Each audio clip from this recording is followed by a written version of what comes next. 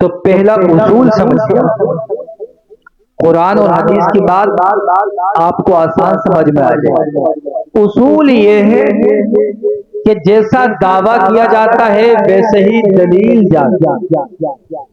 اگر کسی کا دعویٰ فرض کا ہے تو دلیل بھی کون سی دی جائے گی؟ فرض والی۔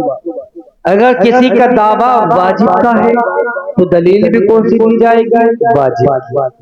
اور اگر کسی کا دعویٰ جائز کا ہے تو دلیل بھی کون سی دی جائے گی؟ جائز۔ یہ ہمارے علماء کرام ہیں، ائمہ کرام ہیں۔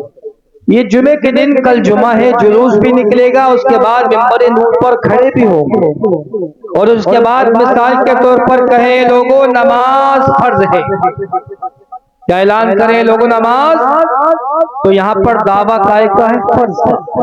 اب سامنے والا کھڑا ہوا، بولے حضرت آپ نے یہ کہا کہ نماز فرض ہے، آپ کا یہ دعویٰ ہے تو دلیل دیجیے۔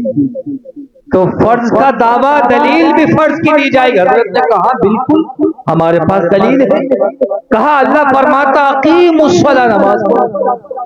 دعویٰ فرض کا دلیل بھی فرض والی، تو پتا چلا جیسا دعویٰ ویسی دلیل۔ اب ان علماء کرام نے ممبر نور پر کھڑے ہو کر کے کہا اے لوگوں عید میلاد النبی منانا جائز ہے۔ کیا کہا؟ اب بتاؤ، یہ تو نہیں کہا فرض ہے، نہ یہ کہا واجب ہے، بلکہ کیا کہا عید میلاد النبی منانا جائز۔ اب دلیل بھی قائل کی دی جائے گی جائز کی، لیکن اصول یہ ہے کہ جو کام جائز ہوتا ہے جب تک شریعت نے منع نہ کیا ہو اس پر دلیل دینے کی ضرورت نہیں ہوتی۔ عید میلاد النبی پر تو دلیل دینے کی ضرورت نہیں ہے، کیونکہ علماء کرام کا دعویٰ یہ ہے ہی نہیں یہ فرض، علماء کرام کی دعویٰ ہے ہی نہیں یہ واجب ہے، بلکہ دعویٰ یہ ہے کہ یہ جائز ہے۔ اور حد تو یہ ہے کلمہ پڑھنے والے، کلمہ پڑھانے والے کی میلاد کی دلیل مانگتے، اس سے بڑے حیا کی کیا بات ہوگی؟